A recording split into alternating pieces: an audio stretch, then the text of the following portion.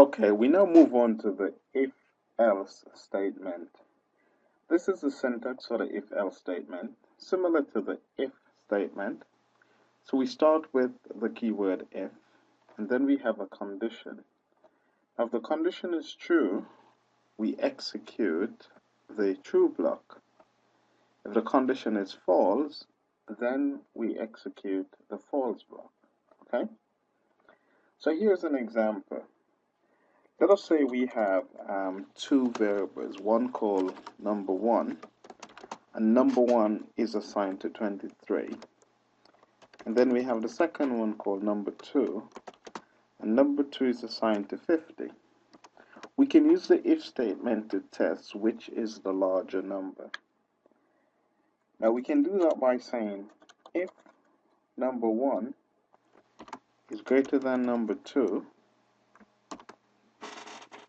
so that is our condition there, and then followed by colon.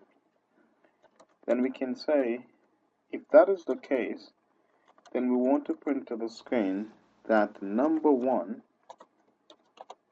is the larger number. So here we're printing the value that's stored in number1, and we're saying it is the larger number. Now the only alternative is that number1 is less than number2. And then we come to the else, and then actually this should be number2. And then in the else clause, we want to print, and we want to print that number2 is the larger. Number2 is the larger number. And that's the end of this if statement, if-else statement. Let us execute this and see what happens. So here we can see 50 is the larger number, and if we test here, we can see 50 is indeed the larger number. So this is the if-else statement. Just to summarize the if-else statement, this is the syntax. We start with if, the condition which evaluates to true or false, and then we have the true block, we have the else block, and the false block. As a challenge, I want you to try and see, suppose both numbers were the same value, what do you think would happen? So I want you to try that one out, and secondly, I want you to try this exercise. So I want you to write a Python program that will print pass if a grade is 50 or above and fail otherwise. So if the grade is, say, 49 down to 0, the program should print fail. I'm going to start off by assigning the variable grade, and let us start with 45. Okay, so go ahead and modify this program that will print pass if it's 50 or above, or fail otherwise. Thank you. Okay, so here's the solution. So we have grade is assigned to 45, and then we want to start our if statement here. So we say if grade is greater than 49, so we're setting the 49 here because we want it to print pass for 50 or above, so we're assuming that grade is an integer value. So if grade is greater than 49, then what we want to do, we want to print pass. Okay, and that's the end of our true block. And then we go to our else clause, and then clearly if grade is not greater than 49, then we want to print fail. So let's try that and see.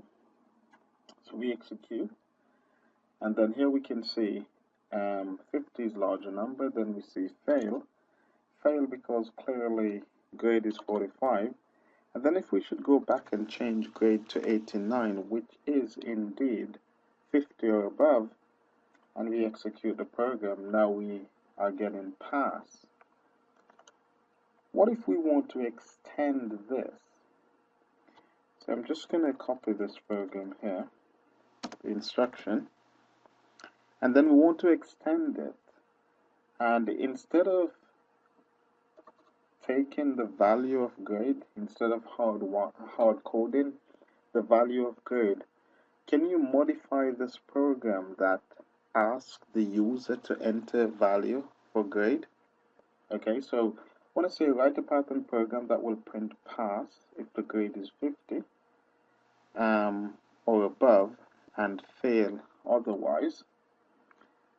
And then here we're going to say that the program should ask the user for a value for grade.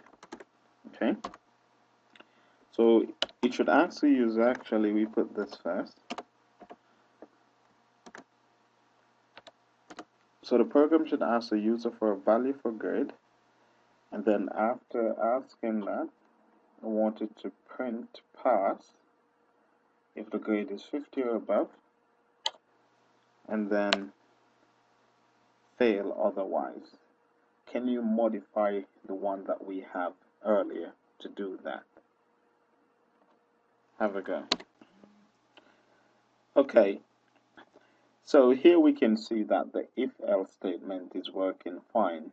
It turns out that this question is not really testing our knowledge on if-else statement, but it's really testing to see if we can take input from the user. So I'm going to copy the above solution, and I'm just going to paste it below. And it turns out that if we want the user to enter a value, then we want to use the input function. So I'm just going to replace that value with the input function. Now the input function takes a prompt, and here I'm just going to say, please enter a grade. Okay? So we say, please enter a grade, and then the user is going to enter that grade, and that value will be stored in the variable grade. Now, you may think that this is the solution. We've come to the end of the solution. And indeed, what I'm going to do, I'm going to go through this program and just do a bit of checking to demonstrate a very vital point with you. I'm commenting out the rest of the statement, and I'm just going to run this program just to show you that the value that we're taking in, the input value that we're taking in, is going to be of type string. So I'm just going to add a line here, and if you recall, earlier we looked at the type function, and the type function tests the input type. Okay, and here I just want to check the input type of grade, and if I just run this and explain as we go along. So here, no surprises here. Please enter grade. I'm going to enter 56 as my grade. And one would think that 56 clearly is an integer. But when we run this, we're going to see that 56 here is actually going in as a string. It turns out that the default input type for any input taken at the keyboard is string. So if I should take out that line that is testing the input value there, and then I just uncomment my if-else statement, then we should get an error when we compile when we go to the if-else statement. Let's just do that. So try 56 again, and here you're seeing that we're getting a type error. So I kind of show you why we're getting the type error first. So this shouldn't be any surprise to us, because here we're seeing that we're trying to compare a string with an integer. Okay, and Python will complain for that. So it turns out that the solution is to convert the string into integer. And we use a casting method to do that. And in this case, we want to convert the string into an integer. So we're saying here, take the input value, which is a string, convert it to an integer, then we want to store that integer into grade. Now just to demonstrate that it actually converts the type into an integer, I'm going to test the type of grade again. So this line should print the type of grade, and then the type this time should be an integer, and then we can go into the if statement. So let us see what's happening here.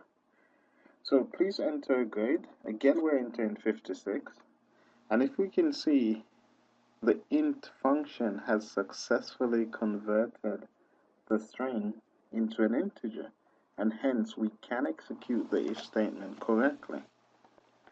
Now this is a very powerful concept, okay? And quite often when we get type error, it is worth checking our input value. Have a review of this code. Thank you.